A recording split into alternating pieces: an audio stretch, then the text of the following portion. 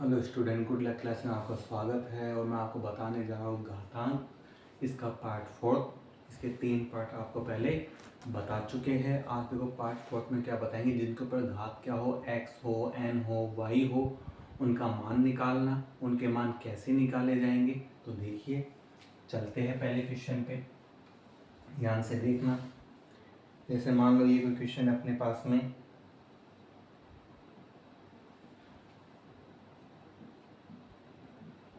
Under में 2 की घात n इक्वल में क्या है 64। तो हमें n का मान निकालना है। भाई n का मान कितना होगा।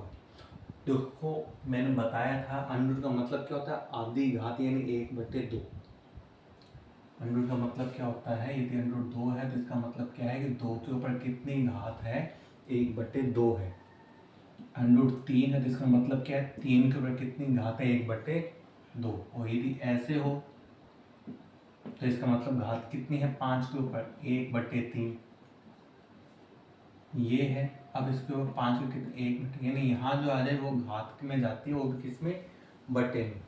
तो यहाँ भी अंडर है, इसका मतलब आधी घात है। तो 2 के ऊपर n तो पहले ही है, आधी वो होगी, ये लो इंटू 64। 64 को क्या लिख सकते हो, गुणनखंड किए थे हमने 64 के, याद है क्या लिख सकते हैं 64 को, पता है या भूल गए।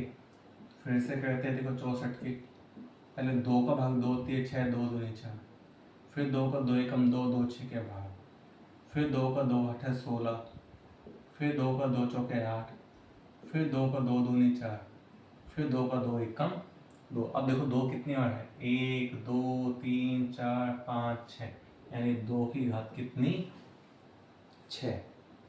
इनका गुना हो जाएगा, जब घात के ऊपर घात होती है इनका गुना होता है। n का 1 से ही होगा, 2 से नहीं होगा। ऊपर वाली संख्या का ऊपर वाली से गुना। अब देखो जब भी क्या हो, इक्वल में हो और आधार सेम हो, इक्वल में हो और आधार क्या हो, सेम हो, तो हम घातों को बराबर में लिख सकते हैं ऐसे। आधार हट जाएगा, ओनली घात को हम बराबर में लिख सकते हैं। तो मैंने घात को लिख लिया क्योंकि आधार सेम है। अब तो 2 इसके बट्टे में है तो कहाँ में चला जाएगा, गुना में। और 6 का 2 से गुना किया जाएगा तो कितना आ जाएगा, 6 दूनी 12, यानी n का मान कितना आ जाएगा, 12। तो इस तरह से x y यानी जो घात में है इनके मान इस तरह से निकाले जाएंगे। और चलते आगे यही किए जाएंगे, ठीक है ना, घात n वाले। देखो आगे चलते हैं नेक्स्ट पे। जैसे मान लो ये है अपने पास में, वही अंडर में है और 4 की घात n है, और अपने पास में 1024। तो भी हमें किसका मान निकालना है, n का मान निकालना है। तो देखो 4, ये 4 में है, घात अंडर में है, अंडर मतलब 1/2। तो यहाँ वही वाली चीज, n गुना में 1/2। तो इसमें भी आधा 4 ही लेके देखो, 4 का भाग 1024 में किसका भाग, 4 का। 4 दूनी 8, बचेंगे 2, 4 5 20, बचेंगे 2, 4 6 24। फिर 4 का भाग 2, 4 6 24, बचेंगे 1, 4 6 16। फिर 4 का भाग देंगे, 4 एकम 4, बचेंगे 2, है ना, 4 6 24। फिर 4 का भाग देंगे, 4 चौके 16। फिर 4 का 4 एकम 4, यानी कितनी बार आ गया 4, 1 2 3 4 5, यानी 4 की घात कितनी, 5। सेम बन गया। नहीं, यहाँ जो आधार है उसी रूप में आधार इधर वाली संख्या को बनाओ। आधार सेम होंगे तो ही 16 होगा, आधार सेम नहीं होंगे तो सवाल को हम हल नहीं कर पाएंगे। वही n का गुना 1 से होगा बट्टे 2, 4 की घात 5। अब आधार सेम है ना, तो ही घात तो हम किस में लिख सकते हैं, बराबर में लिख सकते हैं। 2 इसके बट्टे में, 2 का गुना हो जाएगा, यानी 5 गुना 2, और 5 का 2 से गुना होगा तो n का मान कितना आ जाएगा, 10। ठीक है ना, हमें मेन काम क्या करना है, आधार सेम बनाने हैं। तो ही x y या जो घात है n में जिसमें भी है उसका मान आपका आ पाएगा, अदरवाइज नहीं आएगा। ओके, और देखो चलते हैं आगे इसी टाइप से ही। मान लो ये है कोई क्वेश्चन अपने पास में,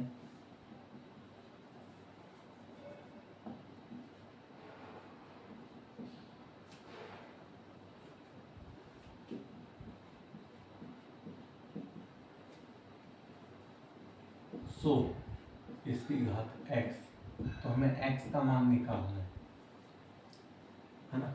अब देखो पहली चीज तो ये, इसका मतलब क्या है, इसको पे कितनी घात है, 1/4, ये मतलब है।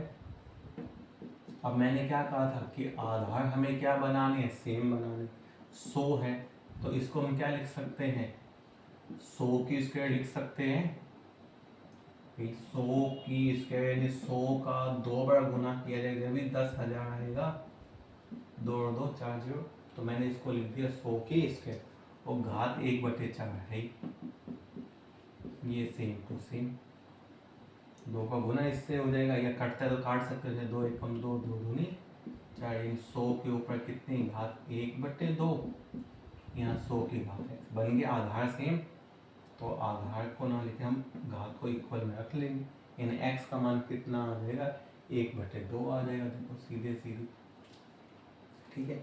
और देखो और चलते हैं आगे, x वाले करते हैं आज अपने, कई क्वेश्चन हैं x वाले अपने। देखो ये है, मान लो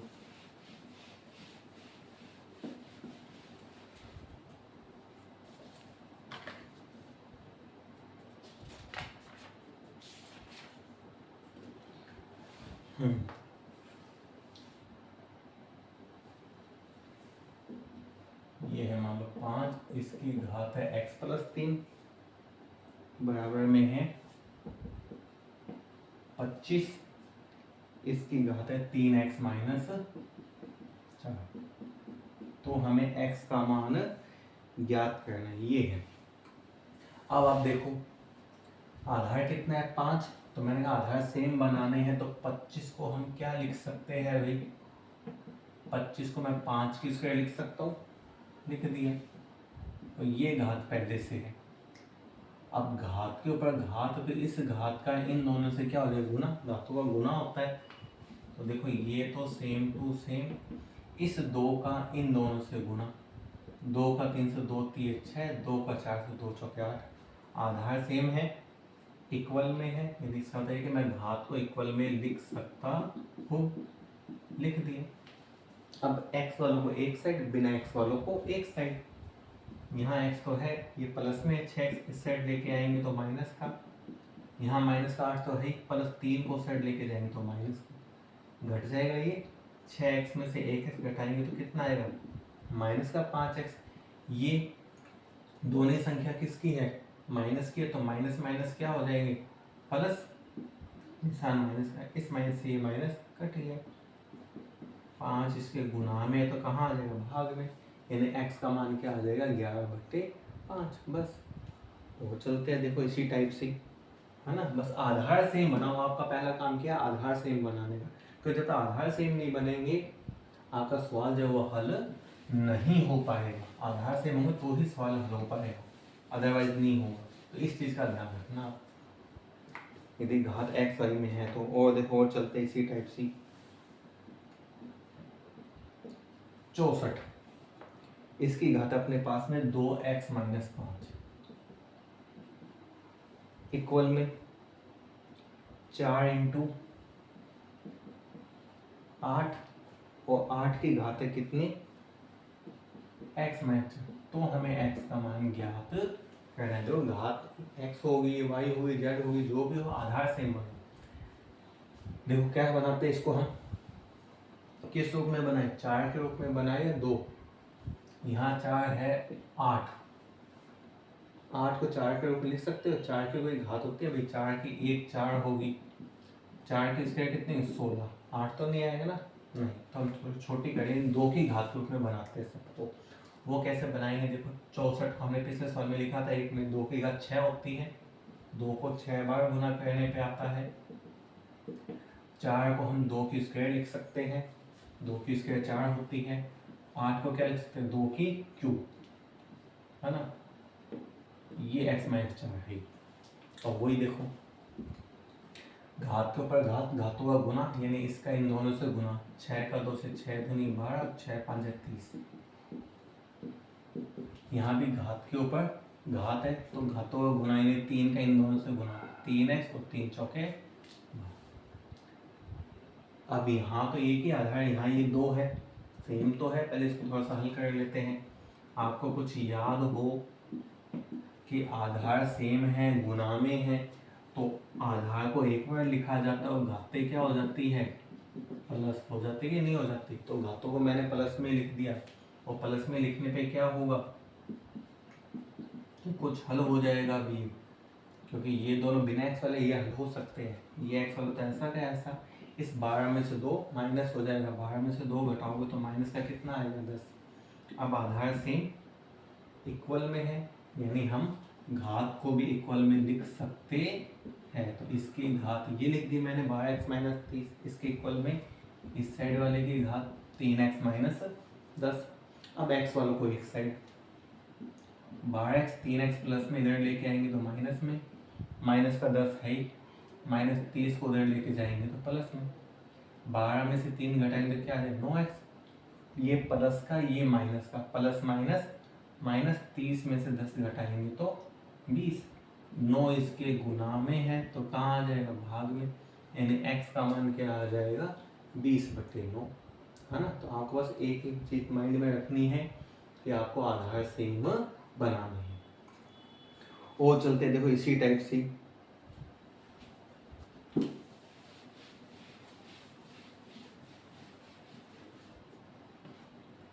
देखो, मान लो ये है अपने पास में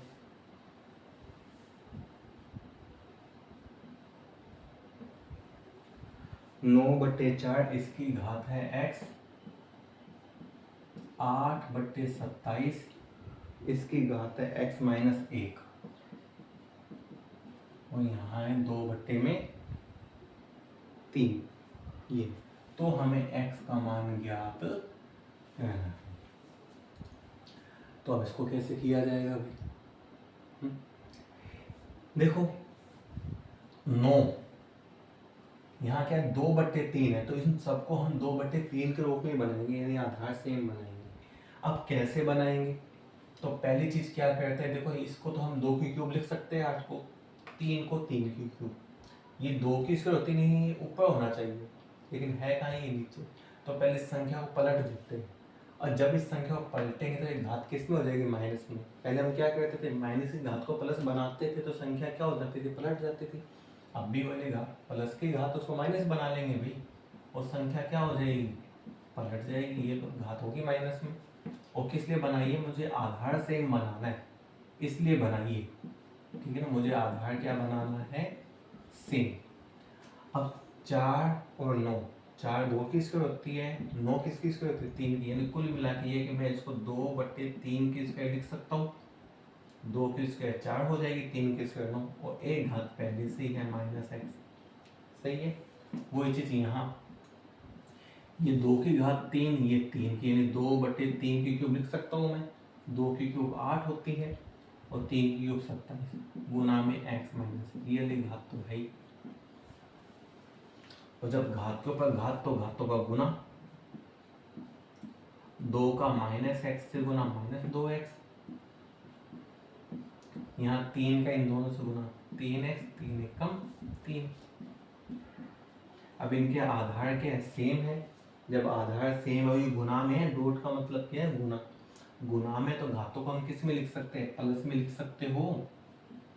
तो मैं देखो इन घात को प्लस में लिखता हूँ, माइनस का 2x plus 3x minus 3 equal में 2/3 है। घट जाएगा ये x वाले, तो 3x में से 2x घटाएंगे तो 1x माइनस 3, इसको कोई घात नहीं, यानी क्या घात है, 1, कोई घात नहीं, इसका मतलब एक घात है। अब देखो बन गया ना आधार सेम, आधार सेम बन गई, यानी इसका मतलब क्या है कि मैं घातों को इक्वल में लिख सकता हूँ, लिख लिया। अब माइनस का 3 इसको उस साइड लेके जाएंगे तो किसका हो जाएगा, ये प्लस का, और 3 और कितने हो जाएंगे 4, यानी x का मान कितना आ जाएगा, 4 आ जाएगा। तो इस तरह से जिनके ऊपर x घात है, n घात है, उनको किस तरह से हल किया जाता है, घातों को सेम बना के हल किया जाता है। तो आज के लिए इतना ही। जिसको वीडियो पसंद आई प्लीज लाइक कीजिए, सब्सक्राइब कीजिए, एंड ज़्यादा से ज़्यादा शेयर कीजिए। Okay, good bye.